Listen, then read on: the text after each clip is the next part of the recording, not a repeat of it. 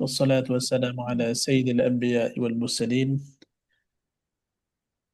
أما بعد فأعوذ بالله من الشيطان الرجيم.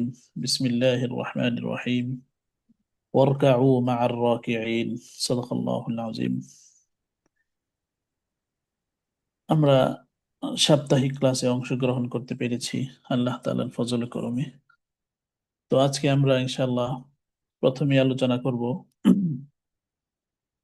একজন মুক্তাদি কখন তার ইমাম সাহেবকে অনুসরণ করবে এবং কখন অনুসরণ করবে না। কিছু ক্ষেত্র আছে যখন আমরা আমাদের মুক্তাদি হতে হয়, আর যখন মুক্তাদি হই তখন ইমামের কখন ইক্তেদা করব, অনুসরণ করব।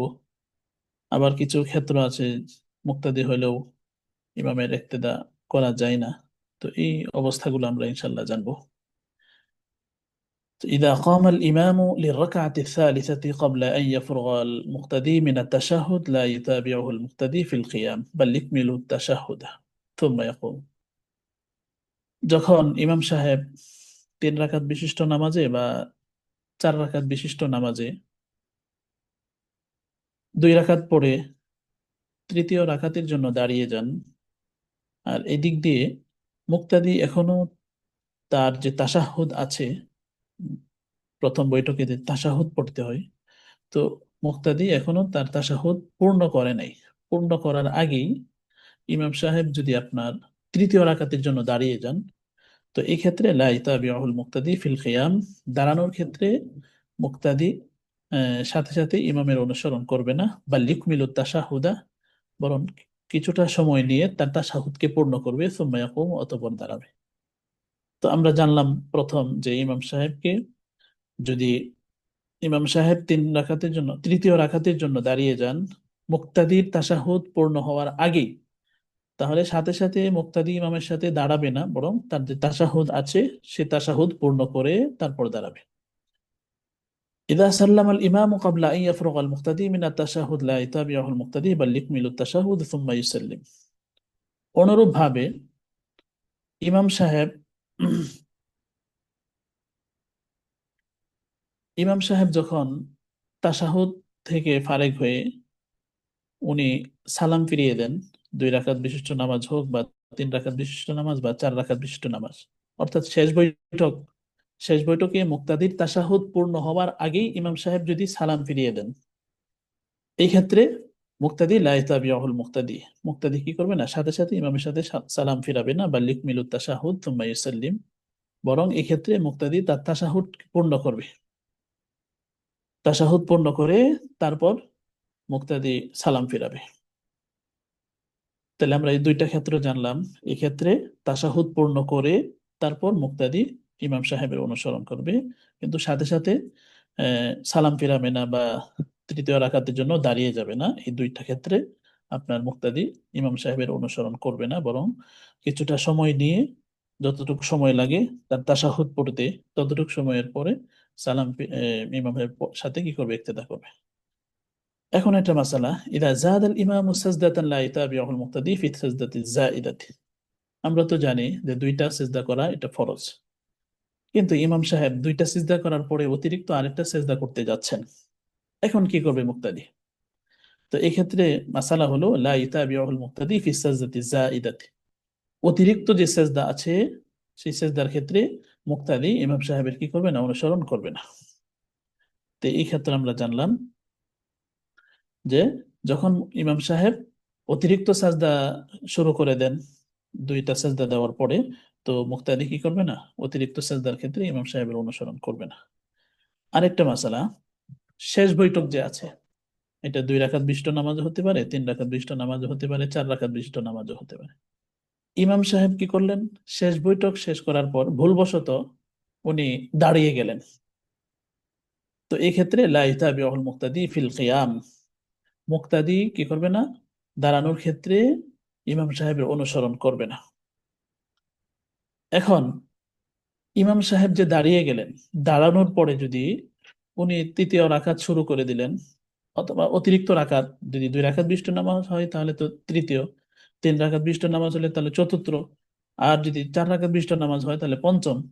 তো এই ক্ষেত্রে যদি ইমাম সাহেব ফাইন কাইয়াদাল ইমামুর রাকাত যায়িদাতা বিসাজদাতিন, অতিরিক্ত যে রাকাতের জন্য ইমাম সাহেব দাঁড়িয়ে গেলেন ভুলবশত শেষ বৈঠকের পরে, ইমাম সাহেব মনে করলেন যে এটা শেষ বৈঠক না, ভুলবশত, অথচ এটা শেষ বৈঠক ছিল। তো শেষ বৈঠকের পরে যদি ইমাম সাহেব দাঁড়িয়ে যান, দাঁড়ানোর পরে যদি অতিরিক্ত রাকাতটা সাজদার মাধ্যমে উনি সংযুক্ত করে ফেলেন, তাহলে ইসাল্লিমুল মুক্তাদি ওয়াহদাহু, তাহলে মুক্তাদি একা একা কি করবেন? সালাম ফিরিয়ে দিবেন। إذا قام الإمام قبل القعود الأخير ساهيا لا يتابعه المقتدي بل يسبح لينبئه إمامه وينتظر رجوعه إلى القعود। আরেকটা ক্ষেত্র হলো, ইমাম সাহেব যদি শেষ বৈঠকে ভুলবশত আপনার দাঁড়িয়ে যান, শেষ বৈঠক তো সালাম ফিরাইতে হয়, তো ইমাম সাহেব কি করলেন? ভুলবশত দাঁড়িয়ে গেলেন। তো এই ক্ষেত্রে লা ইউতাবিউল মুক্তাদি, মুক্তাদি কি করবে না? ইমাম সাহেবের অনুসরণ করবে না। বাল ইউসাব্বিহু লিইউনাব্বিহা ইমামাহু, বরং লোকমা দিবে ইমাম সাহেবকে তাসবিহ সুবহানাল্লাহর মাধ্যমে। ওয়ায়ান্তাদিরু রুজুআহু ইলাল কুউদ, এবং মুক্তাদি কি করবেন?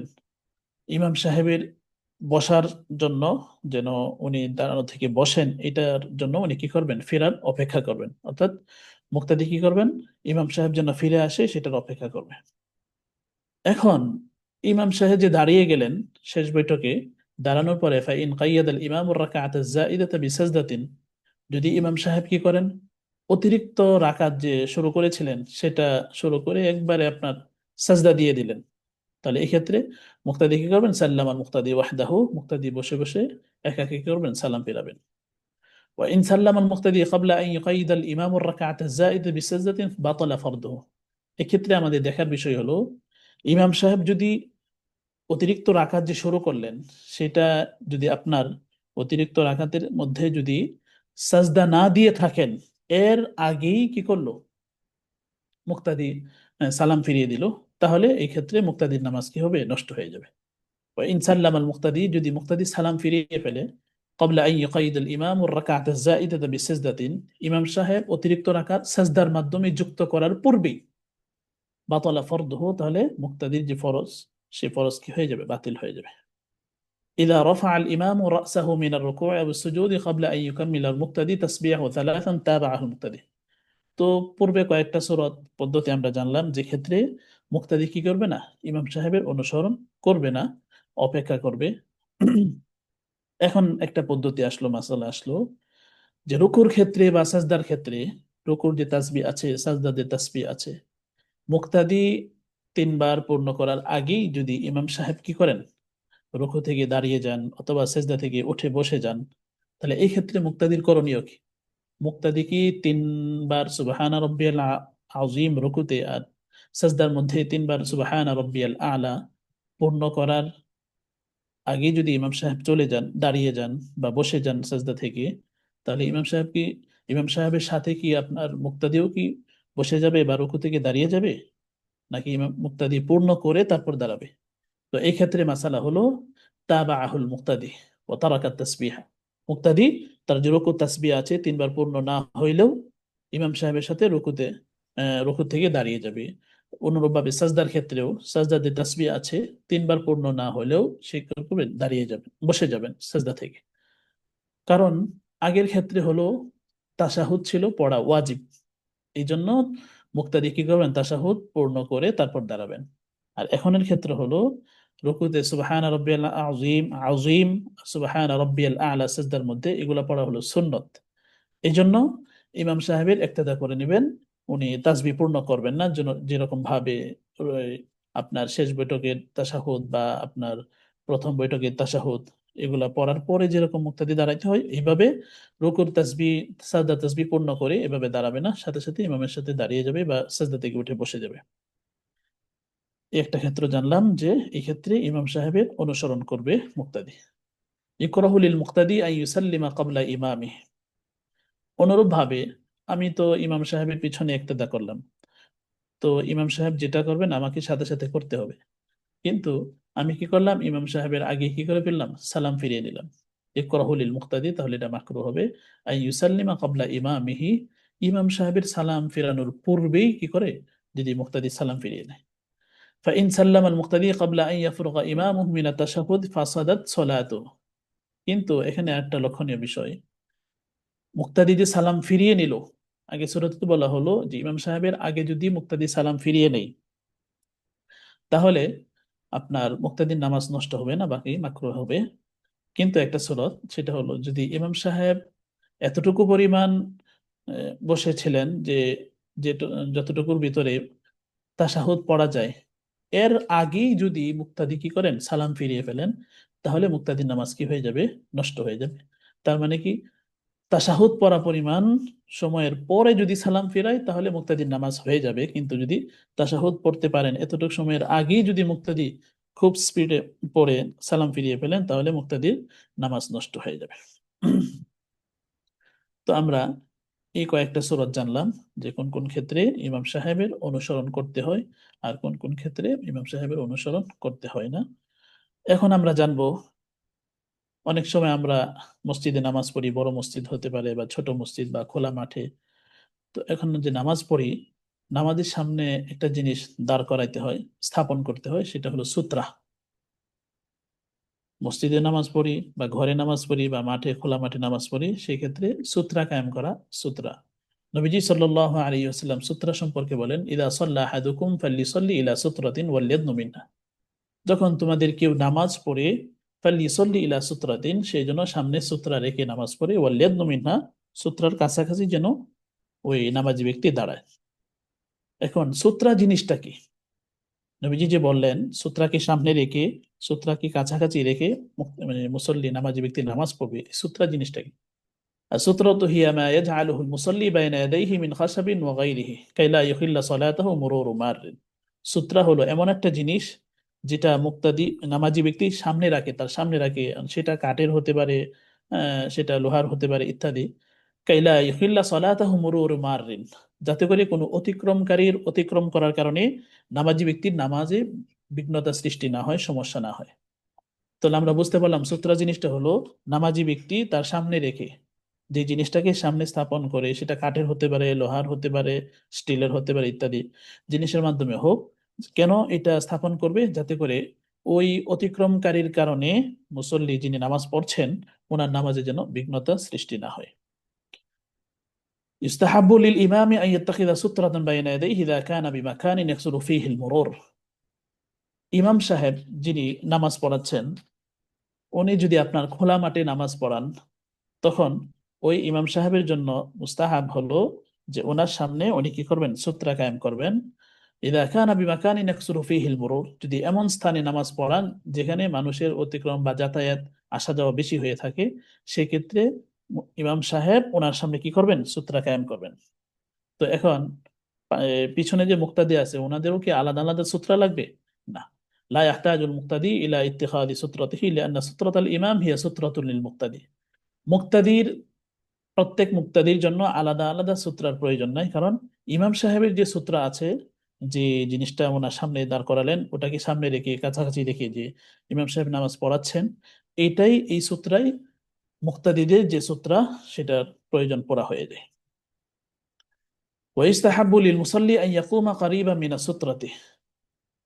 মুস্তাহাব হলো মুসল্লির জন্য, অর্থাৎ নামাজি ব্যক্তির জন্য, উনি যেন সূত্রাকে কাছাকাছি রেখে উনি কি করেন, নামাজ পড়েন। ওয়াইশতারাতুল সূত্রাতি, এখন সূত্রাটা কেমন হতে হবে? আমরা তো এটা জানলাম, কাঠের হোক, লোহার হোক, স্টিলের হোক ইত্যাদি, যেটা মুসল্লি নামাজি ব্যক্তি সামনে রেখে নামাজ পড়েন, হ্যাঁ, যেন অতিক্রমকারীর অতিক্রম করার কারণে নামাজে কোনো বিঘ্নতা সৃষ্টি না হয়, সমস্যা দেখা না যায়। এখন সূত্রা জানলাম যেটা সামনে দেওয়া হয়। এখন সূত্রা কতটুকু লম্বা হতে হবে, সূত্রা কতটুকু আপনার মোটা হতে হবে, এটা আমরা জানবো। ইশতারাতুল সূত্রাতি আন তাকুনা ফি তুলি জিরাইন। সূত্রের জন্য শর্ত হলো কমপক্ষে 1 হাত পরিমাণ হওয়া। 1 হাত পরিমাণ হওয়া, এটা হলো সূত্রের জন্য শর্ত। তো আমরা জানলাম লম্বা কতটুকু হবে, সর্বনিম্ন 1 হাত, আও আতওয়ালা মিনহা, অথবা তার থেকে বেশি হতে পারে।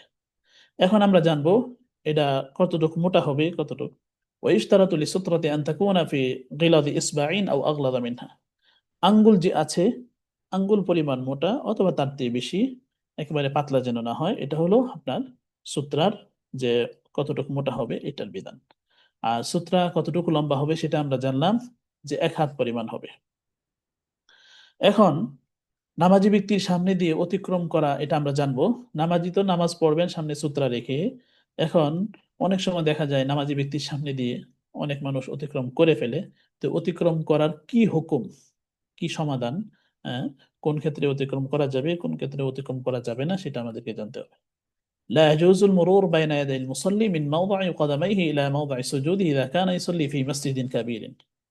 মুক্তাদি অথবা নামাজি ব্যক্তি যিনি নামাজ পড়ছেন, উনি যদি অনেক বড় মসজিদে নামাজ পড়ে থাকেন, যদি বড় মসজিদে নামাজ পড়েন, সেই ক্ষেত্রে ওই নামাজি ব্যক্তির কতটুক সামনে দিয়ে অতিক্রম করা যাবে আর কতটুক সামনে দিয়ে অতিক্রম করা যাবে না, এটা আমরা জানি। লা ইয়াজুজুল মুরুর, অতিক্রম করা জায়েজ হবে না বাইনা ইয়াদিল মুসাল্লি, নামাজি ব্যক্তির সামনে দিয়ে কতটুক, মিন মাওদি'i কদামাইহি ইলা মাওদি'i সুজুদিহি, উনি যে জায়গায় দাঁড়ালেন, হ্যাঁ, পা পায়ের যে জায়গা আছে, পায়ের জায়গা থেকে নিয়ে আপনার যতটুকু পরিমাণ উনি সাজদা দেন, এতটুকু জায়গার ভিতরে দিয়ে অতিক্রম করা এটা জায়েজ হবে না। এটা যদি আপনার মসজিদটা বড় হয়ে থাকে, তাহলে আমরা জানতে পারলাম যদি মসজিদ যদি বড় হয়, তাহলে নামাজি ব্যক্তির পায়ের থেকে নিয়ে যতটুকু পরিমাণ সাজদার দূরত্ব আছে, যেখানে সাজদা করবেন, এতটুকু জায়গার ভিতর দিয়ে অতিক্রম করা অন্য কোনো মানুষের জন্য এটা কি হবে না, জায়েজ হবে না। কারণ নবীজি সাল্লাল্লাহু আলাইহি ওয়াসাল্লাম বলেছেন, নামাজি ব্যক্তির সামনে দিয়ে অতিক্রম করলে, হ্যাঁ, আসা যাওয়া করলে কি পরিমাণ গুনাহ কেউ যদি জানতো, তাহলে 40 পর্যন্ত দাঁড়িয়ে থাকতো। তো যিনি হাদিস রেওয়ায়াত করেছেন, উনি বলেন যে নবীজি কি এটা 40 মিনিট, 40 ঘন্টা, 40 দিন নাকি 40 বছর, সেটা আমার জানা নেই। বাকি নবীজি গুরুত্ব বুঝিয়েছেন যে নামাজের সামনে দিয়ে অতিক্রম করলে কি পরিমাণ গুনাহ। তো মসজিদ যদি বড় হয়, তাহলে নামাজি ব্যক্তির সামনে দিয়ে অতিক্রম করার যে জায়গা এতটুকু, যে সেজদার এবং পা এই দুইটার মাঝখান দিয়ে অতিক্রম করা কি হবে না, জায়েজ হবে না। وكذا لا يجوز المرور بين يدي المصلي من موضع قدميه إلى موضع السجود إذا كان يصلي في ميدان। অনুরূপভাবে মুসল্লি খোলা মাঠে নামাজ পড়ছেন, বিশাল খোলা মাঠ, তো ওই খোলা মাঠের ক্ষেত্রেও একই হুকুম, অর্থাৎ নামাজি ব্যক্তির পা থেকে নিয়ে সাজদা যতটুকু পরিমাণ জায়গা আছে, এতটুকু জায়গার ভিতর দিয়ে অন্য কোনো মানুষের জন্য অতিক্রম করা কি হবে না, জায়েজ হবে না। ولا يجوز المرور بين يدي المصلي من موضع قدمه إلى حائط القبلة إذا كان يصلي في مسجد صغير। অনুরূপভাবে যদি মসজিদ ছোট হয়, কি হয়, মসজিদ ছোট হয়, তো মসজিদ ছোট হওয়ার কারণে ইমাম মুক্তাদি যিনি নামাজ পড়ছেন, ওনার সামনে যে আপনার একটা সূত্রা কায়েম করলেন, এই সূত্রা এবং নামাজি ব্যক্তির মাঝখান দিয়ে অতিক্রম করা, সেটার ক্ষেত্রেও আপনার কি হবে না, জায়েজ হবে না। লা ইয়াজুজুল মুরুর বাইনা ইয়াদাইল মুসাল্লি, নামাজি ব্যক্তির সামনে দিয়ে অতিক্রম করা জায়েজ হবে না, মিন মাওদি'i কদামাইহি ইলা হাইতিল কিবলা, একবারে দিয়াল পর্যন্ত। যদি মসজিদ ছোট হয়, উদাহরণস্বরূপ 2-3 কাতার, 4 কাতার, 5 কাতার, আবার আহ, পাশের দিক দিয়েও কম, তাহলে এরকম হইলে আমি মনে করেন আমি তৃতীয় কাতারে নামাজ পড়লাম বা চতুর্থ কাতারে নামাজ পড়লাম, তা আমার সামনে থেকে যতটুকু পরিমাণ দেয়াল আছে, এই দেয়ালের ভিতর দিয়ে অতিক্রম করা কি কি হবে না, জায়েজ হবে না। কেবলার দিকে যে দেয়ালটা আছে, এটা 2 কাতার হোক বা 3 কাতার হোক, যেটাই হোক, এটা সামনে দিয়ে অতিক্রম করা কি হবে না, জায়েজ হবে না, যেহেতু মসজিদ ছোট। আও ফি বাইতিন সগীরিন, অথবা ছোট একটা ঘরে নামাজ পড়ছি, উদাহরণস্বরূপ ঘরটা আপনার 10 ফুট ফাঁস বা 12 ফুট ফাঁস, এরকম যদি হয়ে থাকে ফাঁস, তাহলে আমি যে নামাজ পড়ছি, আমার সামনে যে আহ, যে ওয়ালটা আছে, এই ওয়াল এবং আমার সামনে যতটুকু জায়গায় হোক না কেন, এই জায়গার ভিতর দিয়ে অতিক্রম করা কি হবে না, জায়েজ হবে না। وكذا لا يجوز للمصلي أن يتعرض بصلاته لمرور الناس بين يديه كأن يصلي بدون سترة بمكان يقصر فيه المرور।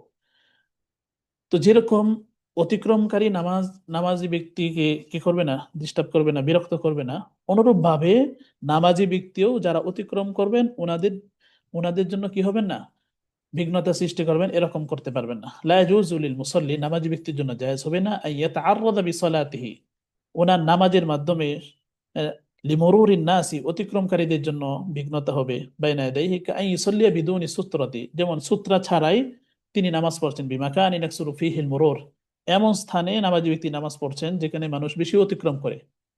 তো এখন যদি আমি সূত্রা ছাড়া নামাজ পড়ি, তাহলে আমার নামাজের কারণে অতিক্রমকারীদের আমি কি করলাম, সমস্যা ঘটাইলাম, এটাও আমার জন্য কি হবে না, জায়েজ হবে না। এই জন্য আমার জন্য উচিত আমি সূত্রা নিয়ে তারপর নামাজ পড়বো, যাতে করে সূত্রার বাহির দিয়ে অতিক্রমকারীরা কি করতে পারে, অতিক্রম করতে পারে। তো ইসলাম দুইটা জিনিসের প্রতি খেয়াল রাখতে বলেছেন। নামাজি ব্যক্তিও অন্য লোকের সমস্যা করবেন না, বিরক্ত করবেন না, আর অন্য লোকেরাও যেন নামাজি ব্যক্তিকে কি না করে, বিরক্ত না করে, বিঘ্নতা সৃষ্টি না করে। আমার এখন আমি নামাজ পড়ছি, একজন মুসল্লি নামাজ পড়ছেন। এখন কোন ব্যক্তি যদি নামাজি ব্যক্তির সামনে দিয়ে অতিক্রম করে ফেলে, তো ওনার করণীয় কি? যিনি নামাজ পড়ছেন উনি কি করবেন, এটা আমাদেরকে জানতে হবে। ইদা মাররা আহাদুন বাইনা ইয়াদাইল মুসাল্লি, যখন কোনো ব্যক্তি নামাজ পড়ে আর নামাজি ব্যক্তির সামনে দিয়ে কোনো ব্যক্তি অতিক্রম করে, জাযালিল মুসাল্লি, নামাজি ব্যক্তির জন্য বৈধ আছে আইয়াদ ফাআল মাররা বিল ইশারা, ইশারার মাধ্যমে অতিক্রমকারীকে প্রতিহত করা, ওনাকে প্রতিহত করতে হবে। আও বিতাসবিহ, অথবা সুবহানাল্লাহ, এগুলোর মাধ্যমে, ইশারার মাধ্যমে অথবা সুবহানাল্লাহ তাসবিহর মাধ্যমে নামাজি ব্যক্তির সামনে দিয়ে যিনি অতিক্রম করছেন ওনাকে প্রতিহত করা, এটা মুসল্লির জন্য, যিনি নামাজ পড়ছেন ওনার জন্য জায়েজ। ওয়াকাদা ইয়াজুজু লিল মুসাল্লি আন ইয়াদফা আল মাররা বিরাফই সাওতিহি বিল কিরাআহ, অনুরূপভাবে উদাহরণস্বরূপ আহ, একজন আহ, একটু স্লো অর্থাৎ আস্তে আস্তে নামাজ পড়ছিলেন, কেরাত পড়ছিলেন, কারণ এই মুহূর্তে একজন লোক অতিক্রম করছে, তো কেরাতের ভিতরে পড়ার ভিতরে একটু ভলিউমকে বাড়িয়ে দিলেন, বৃদ্ধি করলেন, একটু জোরে পড়লেন। তো জোরে পড়লে তো যিনি অতিক্রম করছেন উনি সতর্ক হয়ে যাবেন। তো এইভাবে আওয়াজকে উঁচু করা কেরাতের, এইভাবেও প্রতিহত করা মুসল্লির জন্য কি আছে, জায়েজ। ولا ينبغي للمصلي أن يدفع المارة بيديه والمرأة تدفع المارة بالإشارة, অনুরূপভাবে মহিলা কি করবেন, ইশারার মাধ্যমে আহ, যদি ঘরে নামাজ পড়ে থাকেন, অন্য কেউ যদি চলে যাচ্ছে, তাহলে উনি কি করবেন, ইশারার মাধ্যমে অতিক্রমকারীকে প্রতিহত করবেন। ও বিতাসফিক, অথবা হাতে একটু আওয়াজ করার মাধ্যমে, ইশারার মাধ্যমেও আপনার অতিক্রমকারীকে প্রতিহত করা যায়। আর মহিলারা আরেকটা সিস্টেম হলো, পদ্ধতি হলো, সেটা হলো বিতাসফিক, হাতে একটু আওয়াজ করার মাধ্যমে। ওয়ালা তারফা আল মারআতু সাওতাহা বিল কিরাআতি লিদাফহিল মার, কিন্তু পুরুষের জন্য একটা জিনিস জায়েজ ছিল, সেটা হলো কেরাতের ক্ষেত্রে জুরে পড়ে অতিক্রমকারীকে প্রতিহত করা, এটা পুরুষের জন্য জায়েজ ছিল। কিন্তু মহিলার জন্য সেটা কি হবে না, জায়েজ হবে না। উনি ওনার আওয়াজকে কি করবেন না, উঁচু করবেন না, যেন অতিক্রমকারীকে কি করতে পারেন, প্রতিহত করতে পারেন। তো আমরা জানলাম যে আমরা সূত্রা কোথায় কায়েম করব, কতটুকু জায়গা দিয়ে আমরা অতিক্রম করতে পারি, কতটুকু জায়গা দিয়ে অতিক্রম করতে পারি না, যিনি অতিক্রম করবেন ওনাকে কিভাবে প্রতিহত করব, পুরুষ হলে অথবা মহিলা হলে অতিক্রমকারীকে কিভাবে প্রতিহত করা যায়। এখন আমরা জানবো যে আমি নামাজ পড়ছিলাম, কখন আমার নামাজকে ছাড়া, ছেড়ে দেওয়া আমার জন্য ওয়াজিব এবং কখন জায়েজ। অর্থাৎ আমি নামাজ পড়ছি, নামাজের ভিতরে কখন আমি নামাজকে ভাঙ্গা ওয়াজিব, আমার নামাজকে ভাঙতেই হবে, নামাজকে নষ্ট করতেই হবে, আবার কখন জায়েজ, এটা আমরা জানবো। অনেক সময় প্রয়োজন পড়ে। লা ইয়াজুজু লিল মুসাল্লি আন ইয়াকতা সালাতাহু বা'দা শুরু'i ফিহা বিদুনি উযরিন শারঈয়্যিন, কোন নামাজি ব্যক্তির জন্য নামাজকে ভঙ্গ করা শুরু করার পূর্বে শরঈ কোনো উযর ছাড়া জায়েজ না।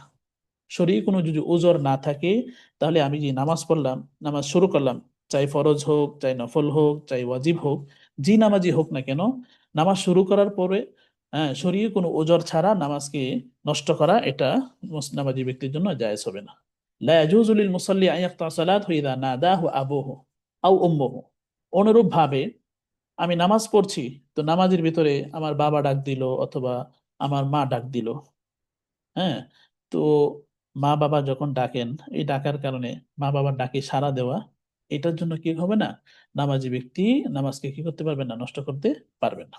লা ইয়াজুজু, জায়েজ হবে না, লিল মুসাল্লি, নামাজি ব্যক্তির জন্য আইয়াক্তা সালাতাহু, তার নামাজকে ভঙ্গ করা, ছেড়ে দেওয়া, ইযা নাদাহু আবুহু আও উম্মুহু, যখন নামাজি ব্যক্তিকে তার বাবা অথবা তার মা কি করে ডাকে। এখন আমরা জানলাম যে কোন ক্ষেত্রে নামাজ ভঙ্গ করা জায়েজ না। এখন আমরা জানবো কোন ক্ষেত্রে আমার নামাজ ভঙ্গ করা জায়েজ না, শুধু ওয়াজিব, নামাজ ভাঙতে হবে। ইয়াজিবু আলাল মুসাল্লি, নামাজি ব্যক্তির জন্য ওয়াজিব, আবশ্যক, আন ইয়াকতা সালাতাহু, তার নামাজকে ছেড়ে দেওয়া, ভঙ্গ করা, কখন, ইযা রাআ আ'মা ক্বাদ আশরাফা আলা বীরিন আও আলা হুফরাতিন ওয়া খাশিয়া ইল্লাম ইরশিদহু রাকা ফিল বীর আও ফিল হুফরাতি, আমি নামাজ পড়ছি, তো নামাজের ভিতরে আমার দৃষ্টির যতটুকু দূরে যায় এতটুকুর ভিতরে আমি খেয়াল করলাম কোন একজন অন্ধ যিনি কূপে পড়ে যাচ্ছেন অথবা কোন একটা গর্তে পড়ে যাচ্ছেন, যদি তিনি ওনাকে না আটকান, উনি পথ না দেখায় দেন, উনি কূপে পড়ে যাবেন অথবা আহ, আপনার গর্তে পড়ে যাবেন। তো এই ক্ষেত্রে আমার নামাজ হ্যাঁ, ছেড়ে দেওয়া এটা ওয়াজিব, কারণ উনাকে আমার প্রতিহত করতে হবে, উনি যেন গর্তে অথবা উনি যেন আপনার কূপের ভিতরে না পড়ে যান, ওনার যেন কষ্ট না হয়, এই জন্য আমার নামাজ ছেড়ে দেওয়া ওয়াজিব, নামাজ ছেড়ে ওনাকে আটকাতে হবে, ওনাকে ফিরাতে হবে, রক্ষা করতে হবে। তাহলে আমরা একটা সূরা জানলাম, আমি নামাজ পড়ছি এমন অবস্থায় যদি আপনার কোনো অন্ধ ব্যক্তি কোনো কূপে পড়ে যায় অথবা কোনো গর্তে পড়ার সম্ভাবনা থাকে, তাহলে আমার নামাজ ভঙ্গ করা ওয়াজিব, নামাজ ভঙ্গ করে ওনাকে ফিরাতে হবে, ওনাকে হেফাজত করতে হবে, রক্ষা করতে হবে। একটা يجب على المصلي أن يقطع صلاته إذا استغاث به مظلوم وهو قادر على دفع الظلم عنه। অনুরূপভাবে মুসল্লির জন্য নামাজ ভঙ্গ করা ওয়াজিব, ছেড়ে দেওয়া ওয়াজিব কখন? ইযা ইসতাগাসা বিহি মাজলুমুন, কোন মাজলুম ব্যক্তি, অত্যাচারিত ব্যক্তি, যাকে নির্যাতন করা হচ্ছে, উনি আশ্রয় চাচ্ছেন, পানা চাচ্ছেন, আমাকে বাঁচান, আমাকে বাঁচান, আমাকে হেফাজত করেন, আমাকে রক্ষা করেন, এরকম পানা, হ্যাঁ, আশ্রয় চাচ্ছে, সাহায্য চাচ্ছে, আর আমি এমন অবস্থায় নামাজ পড়ছি, তাহলে আমার নামাজকে ভঙ্গ করতে হবে। ওয়া হুয়া কাদিরুন আলা দফঈ যুলমি আনহু, যদি নামাজি ব্যক্তি এমন অবস্থা হয় যে উনি ওই জুলুমটাকে, অত্যাচারকে উনি প্রতিহত করার ক্ষমতা রাখেন, তাহলে নামাজ ভঙ্গ করা ওয়াজিব এবং ওনাকে আশ্রয় দেওয়া, ওনার ডাকে সাড়া দেওয়া, ওনাকে হেফাজত করা জালেম থেকে, এটা ওনার জন্য ওয়াজিব।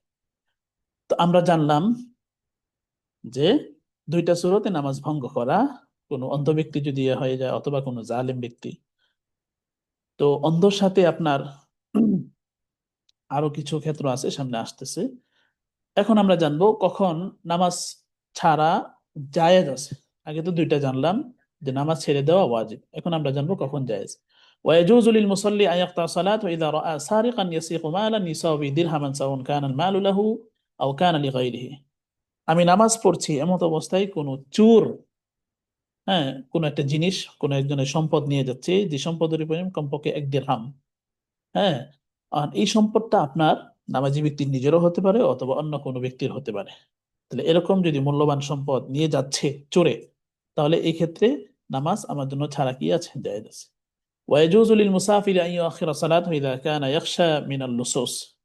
অনুরূপভাবে মুসাফির যিনি ভ্রমণ করছেন, ওনার জন্য জায়েজ আছে আন ইউআখিরা সালাতাহু, ওনার নামাজকে একটু বিলম্ব করা, ইযা কানা ইয়াখশা মিনাল লুসুসি, যখন উনি মুসাফির ব্যক্তি চোর ডাকাতের কি করে থাকেন? ভয় করে থাকেন। তাহলে এই ক্ষেত্রে ওই নামাজি ব্যক্তির জন্য, যিনি মুসাফির, ওনার জন্য নামাজকে বিলম্ব করা, হ্যাঁ, নামাজ ছাড়া, এটা কি আছে? ওয়াজিব আছে, জায়েজ আছে। তো আমরা আগে জেনেছিলাম যে নামাজ, কোন অন্ধ ব্যক্তি যদি পড়ে যাচ্ছেন, তাহলে এই ক্ষেত্রে নামাজ ছেড়ে দেওয়া কি ওয়াজিব, নামাজ ভাঙতে হবে। অনুরূপ ভাবে আমি নামাজ পড়ছি এমন অবস্থায় আগুন লেগে গেল, অথবা কোনো একটা বাচ্চা, হ্যাঁ, হ্যাঁ, কোনো একটা বাচ্চা সে পানিতে পড়ে যাচ্ছে ইত্যাদি, তো এটারও একই হুকুম। এক্ষেত্রে নামাজ ছেড়ে দিয়ে আগুন নিবানো বা বাচ্চাকে রক্ষা করা, বাচ্চাকে হেফাজত করা, এইটা আমার জন্য ওয়াজিব, আমার নামাজ ছেড়ে দিতে হবে, ওই সমস্ত লোকদেরকে হেফাজত করতে হবে। তো আমরা জানলাম কোন কোন ক্ষেত্রে নামাজ ছেড়ে দেওয়া, ভঙ্গ করা ওয়াজিব, আবার কোন কোন ক্ষেত্রে নামাজ ছেড়ে দেওয়া জায়েজ আছে। তো এই ছিল নামাজ সংক্রান্ত আলোচনা, নামাজের ফরজ, নামাজের ওয়াজিব, হ্যাঁ, ফরজ নামাজ। এখন আমরা আরেকটা নামাজ পড়েছিলাম, যে নামাজ ওয়াজিব নামাজ। তো ওয়াজিব নামাজের ভিতরে অন্যতম আরেকটা হলো সলাতুল বিত্রি, বেতিরের নামাজ। নবীজি সাল্লাল্লাহু আলাইহি ওয়াসাল্লাম বলেছেন, আল বিত্রু হাক্কুন ফামান লাম ইউতির ফালাইসা মিন্না। বিতির, এটা হলো ইসলামের একটা হক, একটা অধিকার, হ্যাঁ, ওয়াজিব বিষয়, আবশ্যক বিষয়। ফামাল্লাম ইউতির, যে ব্যক্তি বেতের নামাজ আদায় করে না, নবীজি সাল্লাল্লাহু আলাইহি ওয়াসাল্লাম ফালাইসা মিন্না, আবু দাউদ শরীফের হাদিস, সে আমাদের উম্মতের অন্তর্ভুক্ত না। তো বেতের নামাজ সেটা হলো ওয়াজিব। আল বিত্র ওয়াজিবুন, বেতের নামাজ পালন করা, আদায় করা ওয়াজিব। ওয়ালাউ তারাকাল বিত্রা নাসিয়ান আও আমিদান ওয়াজাবা আলাইহি কাদাহু। এখন কেউ যদি ইচ্ছাকৃত অথবা ভুলবশত যদি বেতের নামাজ ছেড়ে দেয়, তাহলে ওই ফরজ নামাজ যেরকম ছুটে গেলে কাজা কাজা করা, পরবর্তীতে পালন করা ওয়াজিব, অনুরূপ ভাবে বেতের নামাজও আপনার আহ আদায় করে নেওয়া, কাজা করে নেওয়া, এটা ওয়াজিব। এই জন্য আমরা বলে থাকি যে কোনো ব্যক্তি যদি নামাজ পড়তে সক্ষম না হয়, তো নামাজের কাফারা দিতে হয়। তো নামাজের কাফারা 6 ওয়াক্ত ধরতে হয়, ফজর, জোহর, আসর, মাগরিব, এশা, সাথে এশার পরে বেতের নামাজকে একটা ওয়াক্ত ধরতে হয়, 6 ওয়াক্ত ধরে ওনাকে কাফারা দিতে হয়, ফিদিয়া দিতে হয়। এখন বেতের নামাজ, সেটা আমরা জানলাম, সেটা হলো ওয়াজিব। হ্যাঁ, বেতের নামাজ পালন করা ওয়াজিব। বেতের যদি কেউ ছেড়ে দেয় তাহলে সে গুনাহগার হবে। ইচ্ছাকৃত ভুলবশত যদি ছেড়ে দেয়, তাহলে পরবর্তীতে কি করতে হয়? কাজা করতে হয়। এখন বেতের নামাজ কয় রাকাত? হানাফি মাযহাব মতে সলাতুল বিত্রি সালাতু রাকাআতিন বিতাসলিমাতিন ওয়াহিদা। হানাফি মাযহাব মতে বেতের নামাজ হলো 3 রাকাত, এক সালামে পড়তে হবে। তো সলাতুল বিত্রি বা'দাল ফারাগি মিন সুন্নাতিল ইশা। আর ঈশার নামাজ থেকে ফারেগ হওয়ার পরে সুন্নত পড়ার পরে এই বিতরের নামাজটা পড়তে হয় 3 রাকাত নামাজ। লা ইয়াজুজু আন ইউসাল্লি আল বিতর কাঈদান মা আল কুদরতি আলা আল কিয়াম। ফরজ নামাজ যেরকম কোনো ব্যক্তি দাঁড়াতে সক্ষম, সক্ষম থাকা অবস্থায়ও যদি আপনার ফরজ নামাজ যদি বসে বসে আদায় করে, তাহলে যেরকম নামাজ আদায় হয় না, কারণ দাঁড়ানো ওয়াজিব ছিল, ফরজ ছিল, সেই ফরজ তো রক্ষার কারণে। অনুরূপভাবে বেতের নামাজ যেহেতু ওয়াজিব, দাঁড়াতে যিনি সক্ষম তারপরে উনি বসে বসে বেতের নামাজ পড়ছেন, তো শরীয়ী মাসলা হলো লা ইয়াজুজু, এটা কি হবে না, জায়েজ হবে না।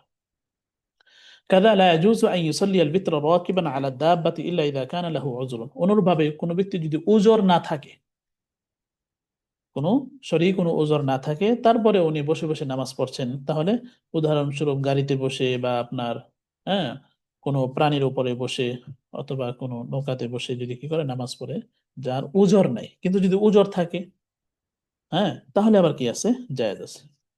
يجب أن يقرأ المصلي في كل ركعة من الوتر الفاتحة وسورة كما يفعل من النوافل।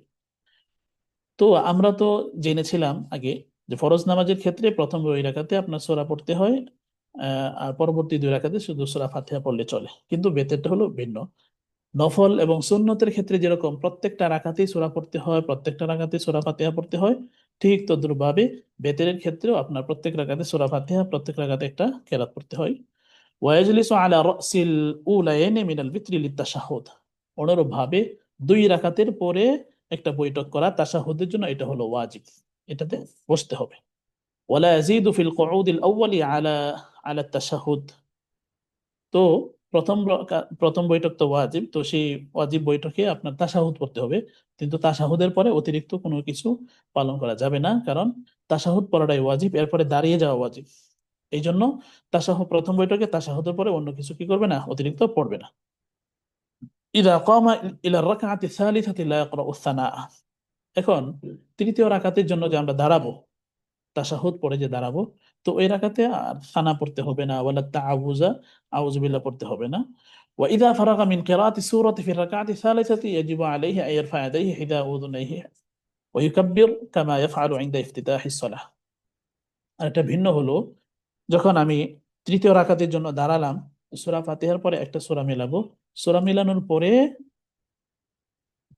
তাকবীর বলে আমার 2 হাত কান বরাবর ওঠানো এবং তাকবীর বলা, আল্লাহু আকবার, এটা যেরকম তাকবীরে তাহরিমাটা যেরকম ওয়াজিব, অনুরূপভাবে বিতরের ক্ষেত্রে ওই তাকবীরটা বলা ওয়াজিব, ওই তাকবীরটা বলতে হবে। সুম্মা ইয়াকনুতু ক্বাবলা রুকুই ওয়া হুয়া কাইমুন। অনুরূপভাবে যখন আমি তাকবীর দিয়ে হাত বেঁধে ফেললাম, তো রুকুর আগে দোয়ায়ে কুনুত পড়া সেটা হলো কি, ওয়াজিব। আর কুনুত দাঁড়িয়ে দাঁড়িয়ে পড়তে হবে। আল কুনুত ওয়াজিবুন ফিল বিত্রি ফি জামিইস সানা। পুরা বৎসরই, রমজান হোক বা রমজান ছাড়া হোক, হ্যাঁ পুরা বৎসরই আপনার বেতেরের নামাজে কুনুত পড়া সেটা হলো কি, ওয়াজিব। ইয়াকনুতু কুল্লুম মিনাল ইমামি ওয়াল মুক্তাদি ওয়াল মুনফারিদি সিররান। ইমাম সাহেব রমজানে যখন জামাত হয় তারাবির নামাজের পরে, অথবা মুক্তাদি একা একা নামাজ পড়ছেন, হ্যাঁ অথবা মুক্তাদি ইমাম সাহেবের পিছনে নামাজ পড়ছেন, অথবা একাকী ব্যক্তি একা একা বেতের পড়ছেন, যেই হোক, ইমাম সাহেব হোক অথবা মুক্তাদি হোক অথবা একক ব্যক্তি নামাজ পড়ুক, সবার ক্ষেত্রে বেতের নামাজে যে কুনুত আছে সেটা আস্তে আস্তে পড়া সেটা হলো ওয়াজিব। ইউসান্নু আন ইয়াকরা ফিল কুনুতি মা ওয়ারাদা আন আব্দুল্লাহ ইবনে মাসউদ রাদিয়াল্লাহু তাআলা আনহু। তো কুনুত পড়া ওয়াজিব, তো একাধিক কুনুত আছে, অনেক হাদিসে অনেক বর্ণনায় একাধিক কুনুত আছে। তো আমাদের হানাফি মাযহাব অনুসারে আব্দুল্লাহ ইবনে মাসউদ রাদিয়াল্লাহু তাআলা আনহু থেকে যেটা বর্ণিত আছে, আল্লাহুম্মা ইন্না নাস্তাঈনুকা ওয়া নাস্তাগফিরুকা, একবারে ইন্না আযাবা বিল কুফারি বিল ইন্না আযাবাকা বিল কুফারি মুলহিক, এটা পড়া হলো ওয়াজিব। এখন কেউ যদি আপনার আহ, জীবনের প্রথম নামাজ শিখছে, এখন জানা নেই, তাহলে ওনার জন্য কি করণীয়? من لا يقدر على قراءة القنوت بالمأثورة يقول ربنا آتنا في الدنيا حسنة وفي الآخرة حسنة وقنا عذاب النار। কোনো ব্যক্তি যদি এখন পর্যন্ত শিখে নাই, হ্যাঁ তাহলে ওনার জন্য এতটুকু সুযোগ আছে, ও কুনুতের পরিবর্তে রব্বানা আতিনা ফিদ দুনিয়া হাসানা ওয়া ফিল আখিরাতি হাসানা ওয়া কিনা আযাবান নার, এই আয়াত পড়ে তারপর তারপর আপনার কি করা, রুকু করা। অথবা আল্লাহুম্মা গফিরলি সালাসা মাররাতিন, অথবা যদি রব্বানা আতিনা এই আয়াতটাও না জানে, এই দোয়াটাও না জানে, আল্লাহুম্মা গফিরলি 3 বার বলবে, অথবা ইয়া রব্বি ইয়া রব্বি ইয়া রব্বি, এটা 3 বার পরে কি করবে, রুকুতে চলে যাবে। কিন্তু এটা কতটুকু? যতটুকু সময়ের ভিতরে উনি শিখতে পারেন ততটুকু সময় ওনার জন্য ছাড়। তো এটা ঢালাও ভাবে না যে আমি শিখলাম না, আমি শিখবো না, ছোটটা দিয়ে আমি চালিয়ে দিব না, আমাকে শিখতে হবে, আমল করতে হবে। ইদা নাসিয়াল মুসাল্লি কিরাআতুল কুনুত ওয়া তাযাক্কারাহু ফি হালাতির রুকু' লা ইয়াকুনুতু ফির রুকু'। কোন ব্যক্তি যদি কুনুত পড়তে ভুলে যায়, কুনুত পড়তে ভুলে যায়, আর ওনার এটা রুকু অবস্থায় গিয়ে যখন রুকুতে চলে গেলেন, তখন ওনার স্মরণ আসলো যে আমি তো সূরা ফাতিহার পর একটা সূরা মিলিয়ে সরাসরি আমি রুকুতে চলে গেলাম, আমি তো দোয়া কুনুত পড়ি নাই। তাহলে এখন কি করতে হবে?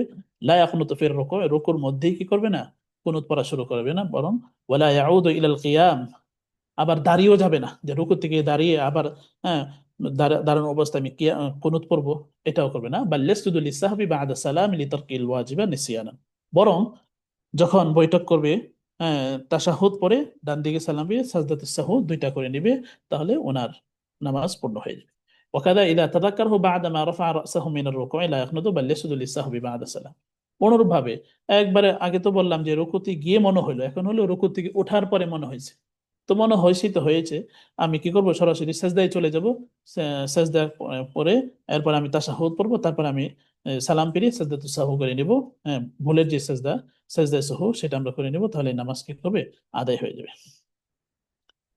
লাউ ক্বারা আল কুনুত বা'দা আল কিয়াম মিন আর রুকু'i লা ইউঈদুর রুকু'a।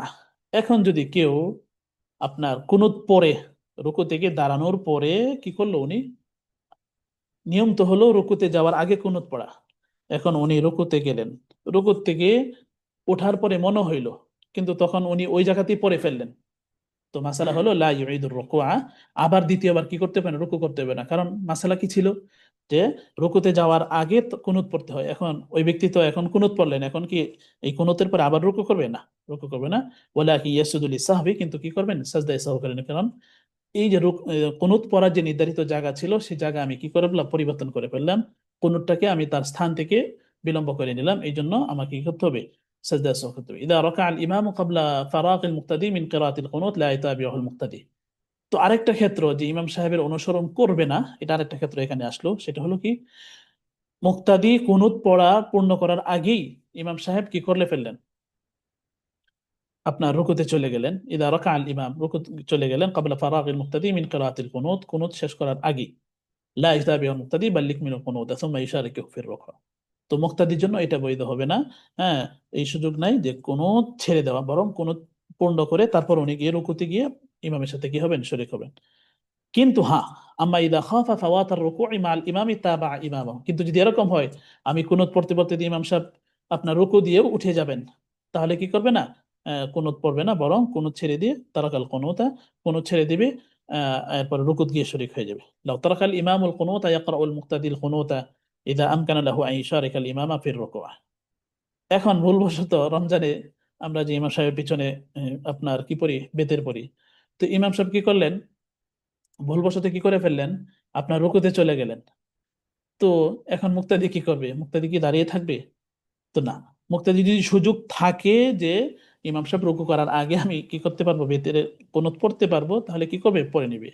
কিন্তু যদি ইদা খাফা ফাওয়াতার রুকু' মা'আল ইমামি তাবা ইমামাহু, কিন্তু যদি এরকম হয় আমি কুনুত পড়তে পড়তে ইমাম সাহেব কি করে ফেলবেন, রুকু করে ফেলবেন, তাহলে কুনুত ছেড়ে দিবে। লা ইয়াকরাউল কুনুতা, কুনুত পড়বে না, ফি গায়রিল বিত্রি ইল্লা ফিন নওয়াজিল। এখন আরেকটা সিস্টেম হলো কুনুত, এটা আপনার বেতের ছাড়া অন্য কোনো জায়গায় আপনার কি করা যাবে না, কুনুত পড়া যাবে না। তবে যদি কোনো বিপদ আপদ আসে, কোনো অবস্থা, আল্লাহ না করুক, কোনো যুদ্ধ লেগে যায় অথবা কোনো মুসিবত আসে, তখন এটা আপনার কুনুত পড়া যাবে। এটা কুনুত কে পড়বে, মুক্তাদি না, ইমাম সাহেব। ইসান্নু কুনুতুন নওয়াজিল লিল ইমাম লা লিল ফরদ বাল বা'দা রাফঈ রাসি মিনার রুকু'। ইমাম সাহেবের জন্য হলো মুস্তাহাব, সুন্নত, যে ইমাম সাহেব রুকু করার পরে, বেতেরের ক্ষেত্রে ছিল রুকুর আগে আপনার কি করতে হয়, কুনুত পড়তে হয়। আর অন্য ক্ষেত্রে যখন কোনো সমস্যার সম্মুখীন হয়, তাহলে ইমাম সাহেব কি করবে, রুকু করার পরে আপনার কি করবে, কুনুত পড়বে।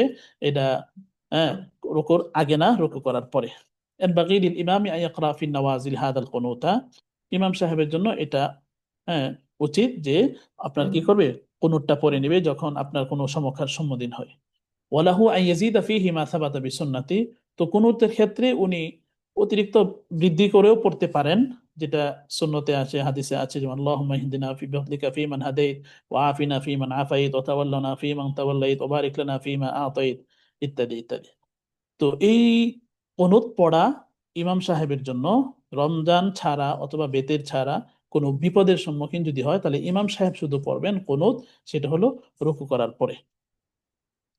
এখন যদি এরকম হয়, ইদা আদরাকাল মাসবুক ইমামাহু ফি রুকু'আর রাকআতি সালিসাতি কানা মুদরিকান লিল কুনুত হুকমান ফালা ইয়াকরাউল কুনুত ইদা কামা লিল ইতমামি সালাতি। রমজানে যে ইমাম সাহেবের সাথে যে বেতের নামাজ পড়া হয়, কোন ব্যক্তি লাস্ট যে রাকাত আছে সেই রাকাতে এসে কি হলো, শামিল হইলো, হ্যাঁ, আপনার কেয়ার পরে কুনুতের পরে শুধু রুকুতে গিয়ে শামিল হলো। তো রুকুতে শামিল হইলো মানে ওই ইমামের সাথে ওই মুক্তাদি এক রাকাত পেয়ে গেল, এক রাকাত পেয়ে গেল, তার মানে বেতেরও পেয়ে বেতের যে কুনুত সে কুনুতও পেয়ে গেল। তো বাকি যে যখন দুই রাকাত পড়বে মুসল্লি, ওই দুই রাকাতের ক্ষেত্রে এক রাকাতের মধ্যে আপনার কি করবে না, কুনুত পড়ার দরকার নাই, কারণ যে রাকাতটা উনি পেয়েছিলেন সেই রাকাতটা কুনুত বিশিষ্ট ছিল। যেহেতু ওই রাকাত পেয়ে গেলেন, সুতরাং রুকু পাইলেন, সুতরাং বোঝা গেল ওই রাকাতও পাইলেন কুনুত সহ।